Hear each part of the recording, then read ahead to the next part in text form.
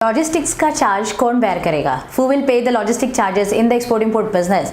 ये क्वेश्चन हमेशा मन में आता है जब भी हम एक्सपोर्ट इंपोर्ट के बारे में सोचते हैं कि चलो हमें एक्सपोर्ट इंपोर्ट बिजनेस स्टार्ट करना है, लेकिन अरे प्रोडक्ट का कॉस्ट तो ठीक है हम बेयर करेंगे, मतलब बायर हमें दे देगा, लेकिन लॉजिस्टिक का खर्चा कौन बेयर करेगा? So let's see and discuss in this video who will bear the logistic charges. Hi दोस्तों, I am KD Sushma, I am author, trainer, exporter and business coach. So चलो फिर देखते हैं कि लॉजिस्टिक के खर्चे जो भी आते हैं उसमें बहुत सारी चीजें हैं कि लाइक ट्रांसपोर्ट आएगा, इंश्योरेंस आएगा, लोडिंग अनलोडिंग आएगा, कस्टम क्लियरेंस हो सकता है, फ्रेट हो सकता है, एयर फ्रेट हो, सी फ्रेट हो। So there are lot of things actually involved in the logistic charges. So apart from that there are also documentation charge, service charge होता है, ड्यूटीज एंड टैक्सेस होते हैं। सो ये क्वेश्चन हमेशा मन में होता है ना कि कौन बेयर करेगा फिर उसको, और कहाँ तक बेयर करेगा, फिर मैं क्या करने वाला हूँ, मेरी रिस्पॉन्सिबिलिटी कहाँ तक है। तो इसके लिए before like discussing this topic मैं आपको एक क्वेश्चन पूछना चाहती हूँ। आपको पता है क्या इनको टर्म्स किसको बोलते हैं?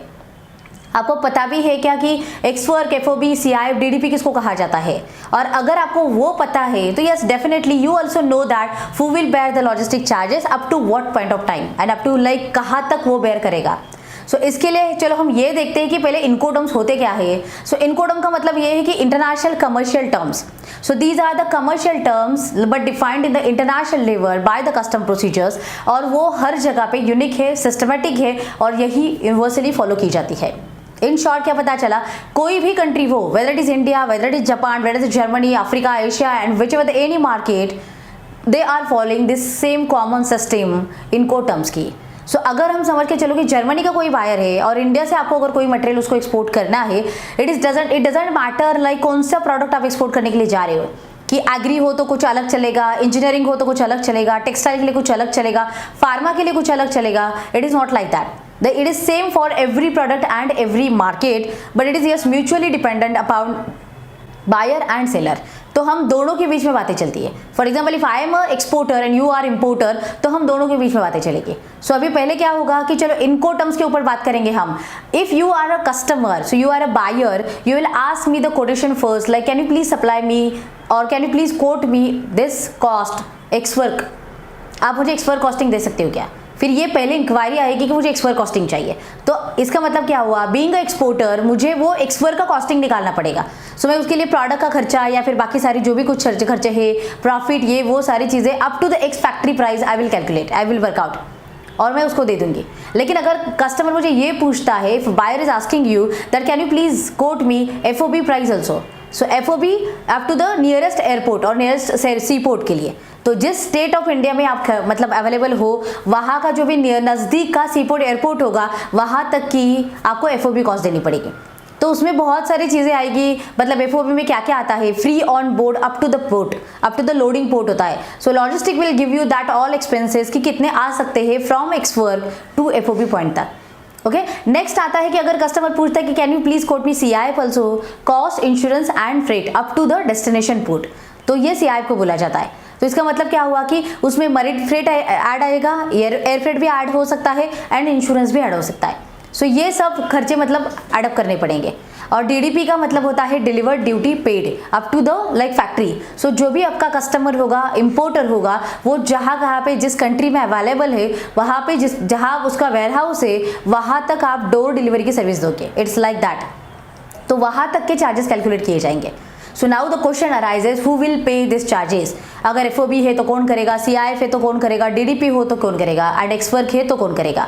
और इस पूरे केस को समझने के लिए फिर आपको अगर इनकोटर्म समझे है तो yes based on that incoterm defined between buyer and seller, yes charges will be bifurcated. So for example अगर मैं इम्पोर्टर हूँ और आप एक्सपोर्टर हो और हम दोनों की टर्म फाइनल हुई है एफओबी की, इसका मतलब साफ है कि as a exporter you will supply me up to the FOB loading point only.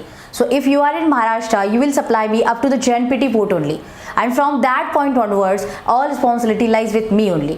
So in this case, what do you understand in this? Like up to FOB, in short, अगर आप पुणे में हो तो पुणे से JNPT जाने तक का पूरा खर्चा आप उठाओगे। So in this case, logistic cost from Pune factory to the JNPT port, it is bear by exporter, and from JNPT port to the destination place or country, it is bear by importer only. अगर आप कोचीन में हो तो like from your factory to the Cochin port तक का FOB का जो भी कॉस्टिंग होगा that is beared by exporter, and from that point onwards up to the destination place तक का जो भी कॉस्टिंग होगा वो सारा इंपोर्टर बेयर करेगा। सो इन शॉर्ट क्या पता चलेगा, like depend on the Incoterms who will bear the charges of the logistic part, who will bear the cost also. It is not about the like charges and costing, it is also about the responsibility, it is also about the risk factors also. So in this case you need to understand, अगर हमने charges bifurcate किए कि कौन कहाँ तक bear करेगा तो ultimately risk भी बाइफरकेट हो जाती है कि किसकी रिस्क कहाँ पे और कौन से पॉइंट तक है, और उसके अकॉर्डिंगली आप डील करते हो। सो यूर सिक्योरिटी कवरेज और जो भी कवरेज ऑफ रिस्क का है तो आपको वहां तक कवर करना पड़ेगा, बाकी जो भी होगा आगे वाला कवर करेगा। लेकिन जो आगे वाला कवर करने वाला है वो भी किया क्या नहीं, इसका इंश्योरेंस जरूर लेना, क्योंकि इंश्योर करना बहुत जरूरी है। अगर उसने नहीं किया and because of that if anything happen, like it is in the worst case unfortunate anything happen, हो सकता है ना कि पेमेंट हम क्रेडिट की है तो मतलब मैं अभी ये केस स्टडी अगर आपको बताऊं कि अगर कुछ भी हुआ वहाँ पे और पेमेंट अगर क्रेडिट पे है and you have not covered that because not in your scope and your buyer has also not covered that, so ultimately मैं कहूँगी that is exporters responsibility, because yes you are in the risky zone now, because your payment is on the hold, आपको मिलने वाला नहीं है, goods का मतलब कुछ पता नहीं है, और इस केस में आप रिस्क में हो। और इसीलिए हमेशा एक्सपोर्ट को लिंक में समझने की कोशिश करो, क्योंकि बस ये समझ के बात खत्म नहीं होती। अगर यहाँ पे कुछ गलत सीधा होता है, यहाँ पे कुछ अगर ऐसा नहीं किया ऐसा किया तो क्या होगा, अगर ये आपको पता नहीं चला ultimately you will bear the losses. और इसीलिए मैं हमेशा कहती हूँ ना, get the clarity from the practical perspective, it is not about the theoretical I know and I understand the incoterms, it is not like that, but do you know and do you apply that incoterm in the practical way. So let's start the journey, learn about the Incoterms, who will bear the charges, up to when and up to where, आपको पता चला होगा। So लो फिर export वैसे भी easy है, बहुत easy है, कर सकते हो आप, मुझे पता है। Yes, if you like this video, just subscribe this channel, share it and like it also. Comment in the comment box like which more videos you want to listen from me, and yes, I will like share you all the details about the export import business. You are the next exporter in the mission. Come to join Global Fortune. Yes, we are working for the growth, help each other, and yes, India will be create the global fortune for them also.